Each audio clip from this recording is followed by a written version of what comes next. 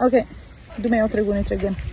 Kishte qenë një sorë e cila vinte për vite e vite në balkonin një gruaje dhe merrte një kothere bukë të cilën ajo e lente për të. Dhe sora vazhdoi për vite të tëra të bënte të njëjtën gjë. Dhe një ditë prej ditësh, kur ajo erdhi në balkon, nuk kishte copë buke të lëmë për të. E megjithatë, sora vazhdoi që të vinte dhe të pushonte disa minuta në balkon dhe pastaj ikte.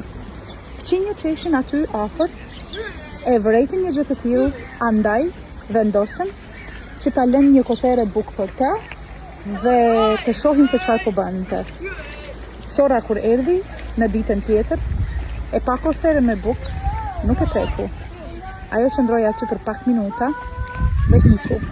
Pas disa ditësh, fqinjët shikuan në shtëpi dhe zonja e shtëpisë kishte vdekur. Sora kishte vazhduar për vite të tëra të vinte përsëri. Dhe kjo na tregon që edhe kafshët e kuptojnë shumë mirë dashurinë. Andaj, në këtë botë duhet të falim sa më shumë dashuri.